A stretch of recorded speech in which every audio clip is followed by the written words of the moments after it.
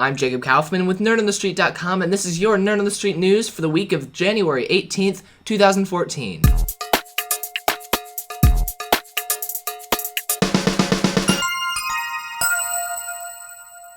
So to start off this week, let's just get the net neutrality stuff out of the way. There is a bipartisan bill in Congress that would stop the FCC from doing net neutrality the way it was going to. It would basically take away the FCC's authority to regulate ISPs. So we've been so focused on convincing the FCC to do net neutrality, we haven't really focused on Congress, who actually makes real laws, not just rules, but laws.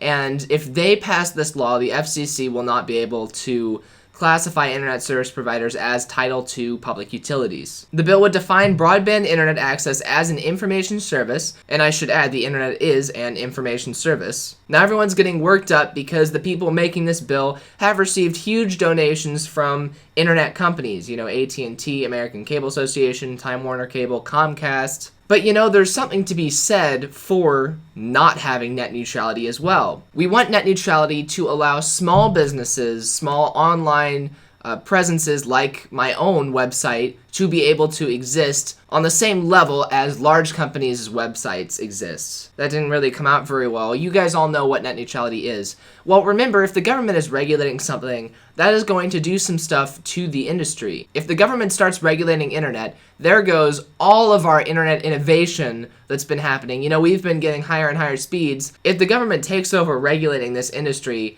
that is going to throw a wrench into any growth we were going to see. Think about this. The government is going to be regulating internet companies like they regulated phone companies. Now, when phones were first invented, they had really bad quality, and the quality got better over time.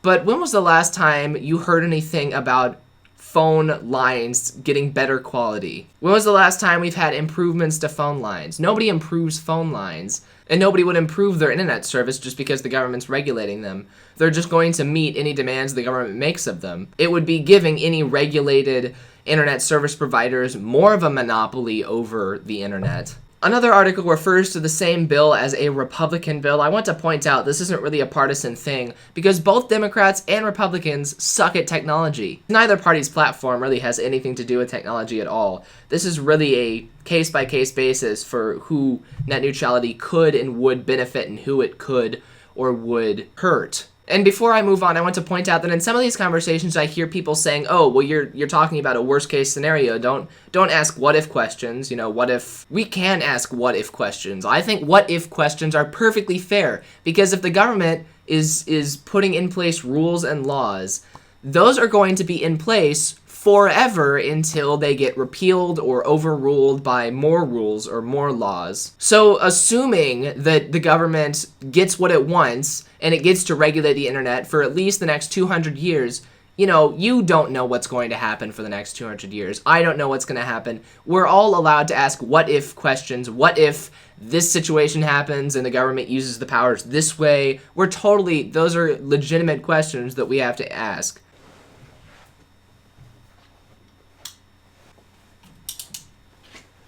I'm still getting used to this new setup here. It's not just start recording like it used to be. Okay, so the IRS has opened up free filing online for tax returns, but only if you don't make a whole lot of money. So the IRS has a new portal called the Free File Portal. It's got links to the top vendors of tax return filing software. So it sounds like the IRS is not actually doing anything new. All the IRS has done is basically like healthcare.gov. Like the healthcare.gov doesn't give you healthcare. It refers you to places where you can get healthcare.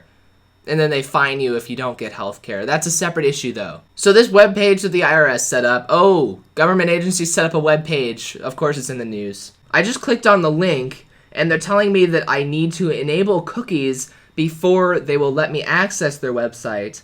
I thought cookies were already enabled in this browser, so in fact, I'm pretty positive the cookies are enabled. So yeah, I can't even access the website to check it out.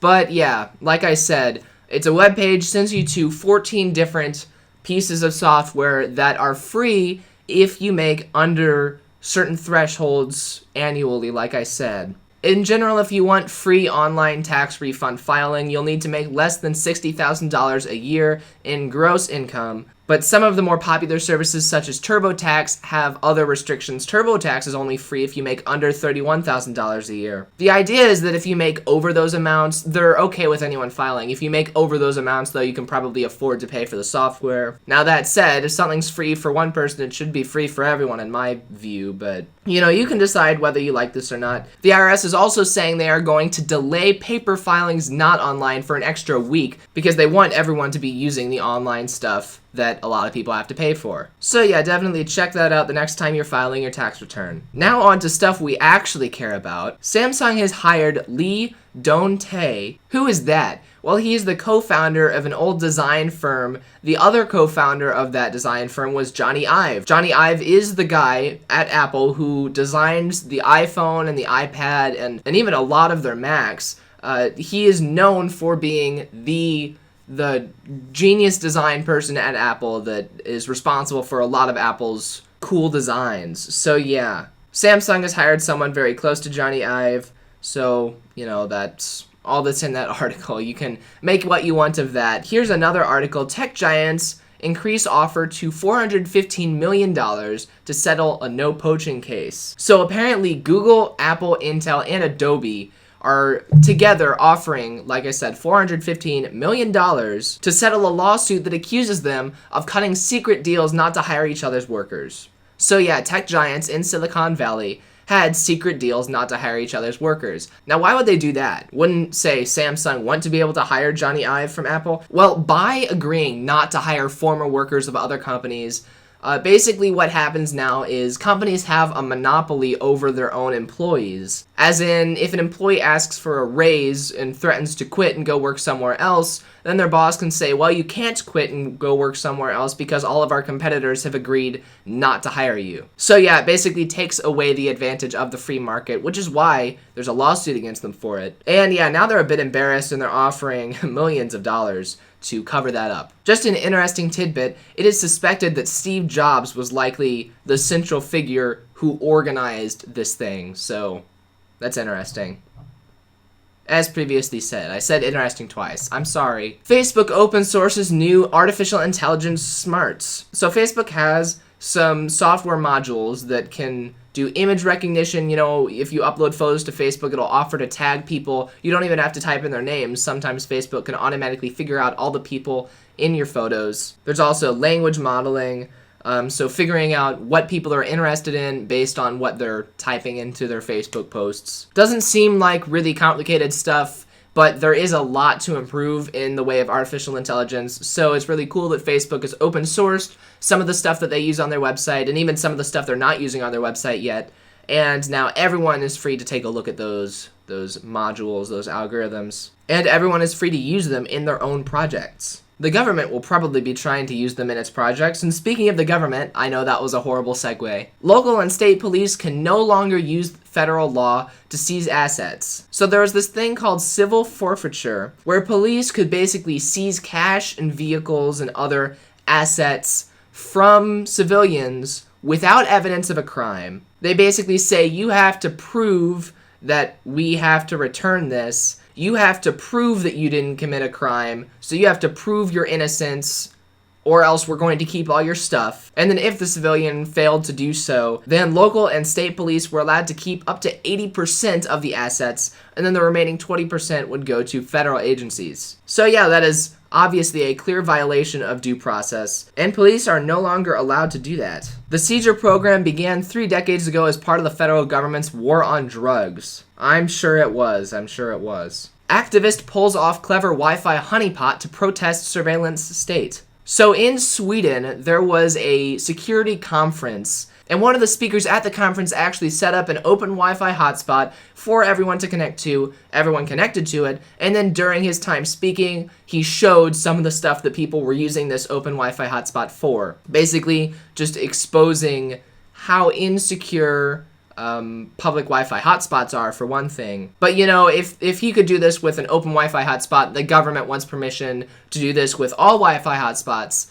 He's showing just how much the government can gather from having access to everything. The government wants access to everything. Logically, I don't see how a Wi-Fi honeypot would protest a surveillance state, other than showing people what it's like to not have any privacy, which is what the government wants. So yeah, he was protesting both Sweden's own FRA and the United States' NSA in this act. That's nice. Linus Torvalds on why he isn't nice. So Linus is the person who made the Linux kernel. He did not make GNU, which anyone who is a GNU supporter will be quick to point out. Linus did not make all of the programs commonly included with Linux, but he did make the Linux kernel, the core of the operating system itself. So Linus delivered a keynote in New Zealand, and there were some questions about his personality. And he has a very direct personality, kind of like Steve Jobs, but without the whole reality distortion feel, like just the jerk part. Here's a quote from him. "I'm not a nice person, and I don't care about you.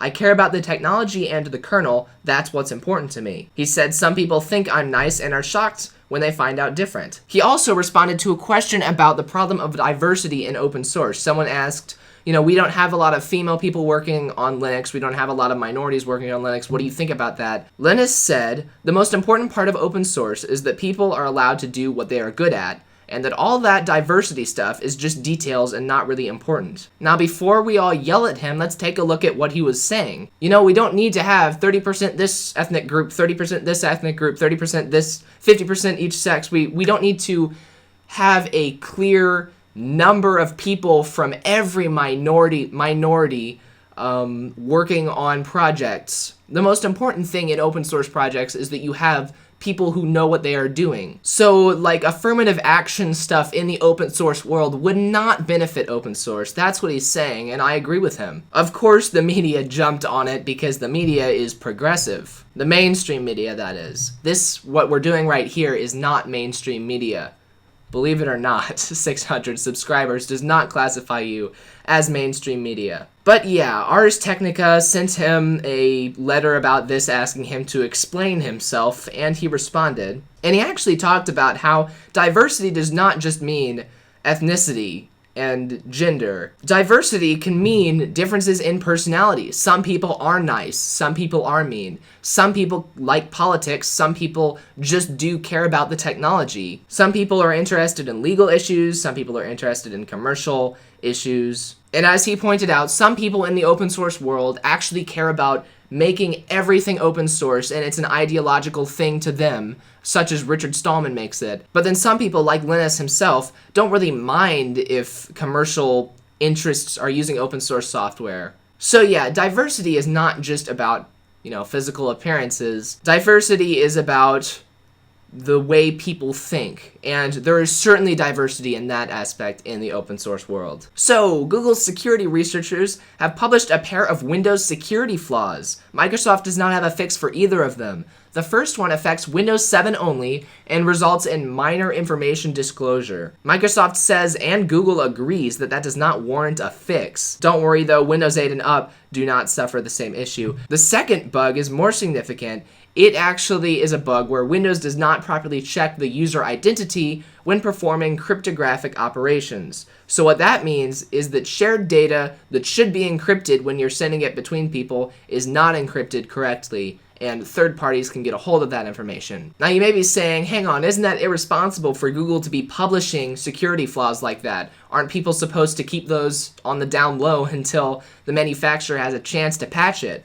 Well, Google actually told Microsoft about that flaw 90 days ago, and Google has a 90-day deadline where they're like, okay, we tell the manufacturer, and then we give them 90 days to come up with a fix before we tell the world, which is a nice thing to do because you still want everyone to know about the flaw, even if the manufacturer is not making that change that they need to. So yeah, the 90-day deadline ended last week. Google told everyone about this flaw that's been in Windows for at least 90 days. Microsoft said, don't worry, we're not aware of any cyber attackers using this flaw right now. Part of the problem is that Microsoft always waits until Patch Tuesday to do patches. In the next Patch Tuesday, they're expected to release a fix for this. So a lot of people are bashing Google for releasing this, saying you should wait until Patch Tuesday.